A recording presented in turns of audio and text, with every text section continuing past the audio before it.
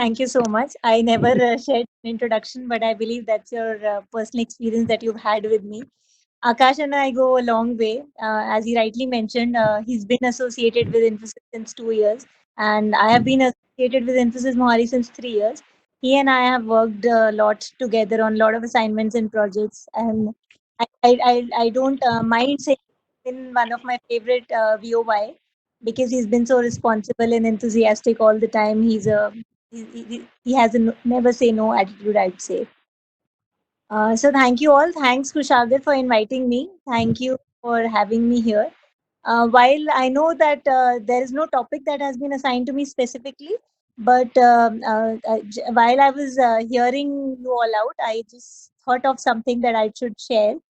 So during this time when we were all working from home and this pandemic us. I'm sure a lot of us engaged into different hobbies and interests that we have, and we inculcated a lot of habits and things that we should be doing around. Likewise, I never gave time to myself. And during this lockdown time, I invested some time in myself, and I started reading books and watching some web series. Um, uh, uh, and there is one that clicked me really right down the heart. So that's the one that I'm going to talk about, and I'll tell you at the end why am I going to talk about that one. So I'll just start off. In case there's anything that you want me to speak particularly about, let me know beforehand so that I should not go on and distract the actual essence. Okay. And whoever is the evaluator, please do let me know whatever grammatical errors and mistakes that I make, because obviously no one's perfect and everybody has to learn and keep moving. Yeah. Okay, thank you. I'm going to talk about it's a web series and it's a book as well by the name The Last Ship. I don't know how many of you've seen, but it came in year 2014, and it has some about 5 seasons. And it's a book also. It's a book written by William Brinkley, who's an American writer, but it is produced and directed by Hank and Steven, who are again American director and producer.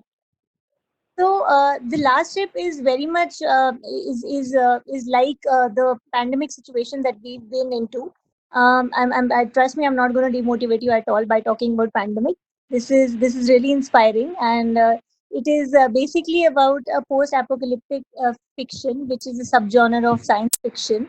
It is based in medical and epidemic and pandemic, I'd say, not epidemic. Sorry, and it's an action drama series. So I'll just give a gist and summary of what the series is about. So it's about a global viral pandemic which hits the entire world, and about 80% of the population gets wiped off. There is this lone, unaffected U.S. Navy missile destroyer who had on board about 218, if I rightly remember, 200 plus soldiers on board, the crew members, I'd say, and who get to know about this pandemic situation a bit late, as they were on some mission in Arctic region, and they get to know about it a little late. So they find out about a secret mission also, that there is a virologist who is secretly or discreetly finding a vaccine against this virus, and hence she was on board. And so eventually, when they get to know about this virus vaccine, they actually get together with that virologist and help her find out the vaccine. So these seasons basically talk about all the adventure, how they face off with enemies such as Russians, etc., in finding this vaccine and actually spreading it to the entire world. I'd say that it's a long movie which is cut short into installments, with every moment gripping, dedicated, full of adventure, thrill, and dedicated towards the duty and the country and towards the neighbor countries as well. I'd say. Mm.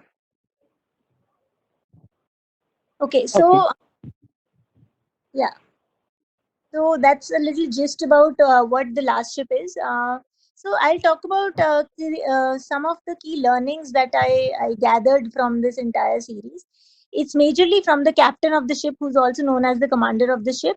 He's actually a true role model, I'd say. He fights for his country. He fights for his neighbor countries. He's a true inspiration for all those who want to join military and overcome our day-to-day obstacles. So I'm not saying that everybody should join military or police forces, but then we must look at greater good. such as what the Navy out there and the Army out there does. So that's what I'm trying to focus upon. This character of a commander also sheds light onto how much one can learn to grow as a better leader. So I'll tell you why am I saying that. So this character had the command over a lot of foreign languages, but he does not let his ego cloud his judgment, and that really speaks volumes of his people's skills. He respects his enemies. He doesn't downplay them. That is another leadership trait I'd like to share as per my experience that I have seen. It's like a complete capsule in that showcases leadership skills. There's a lot to learn from him. This guy who's the commander always leads missions, goes for all the missions, goes out and open and inspire and face all the vulnerabilities. He does not send his team alone. He's always there with his team. It makes you feel so brave and have that confidence that life is not that easy, but you can't give up.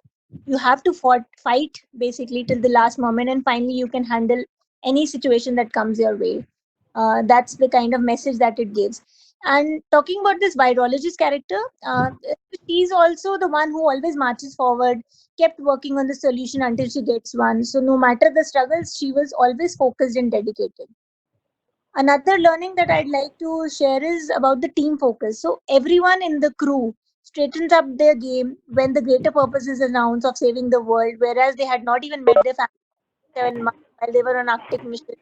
So one could see people volunteering for the missions that could be fatal, and no one really acted under any compulsion. And commander ensured to not put his team under any situation in which they did not want to be in. So that's how it. This show also teaches us about strong willpower and discipline, the code of conduct, I must say. Rules are equivalent for all, no matter the position, seniority, junior, whoever is a friend, foe, does not matter. Rules are so. In fact, in the Infosys language, also, I'd say code of conduct is like the Bible, is like are the guiding principles of for everybody who's associated with Infosys. While one may presume that's what military does, and but I'd rather say it's actually admirable. That's why I'm sharing this message with you. And my respect really amped up for men and women in uniforms who are all around the world, like led by the collective goal. Uh, so that's little bit that I wanted to share with you all, and I would recommend all of you to must watch the series, or in fact read the book. Book is rather better, but of course there's a lot of drama action, while you watch the series. At the end, I would like to say, if I'm not crossing my time, we are all in this together. We must be focused. We should remain calm, but then our goal, our target should always remain in the focus, and that's how we should be, or that's how we should react to the situation. Anything else you want me to share? Anything apart from this? It's absolutely good.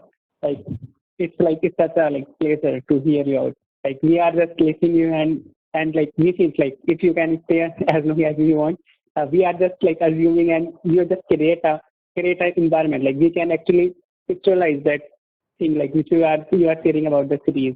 Actually, whenever I talk about this series, it actually gives me jitters, but I feel so proud while I talk about it. But and I feel all the more proud about the men and women who are there out there at in the army, in the naval bases, like I said, in the uniforms.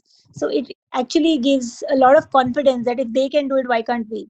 It's nothing. This shall too pass. This too shall pass. Okay, thank you, Indra.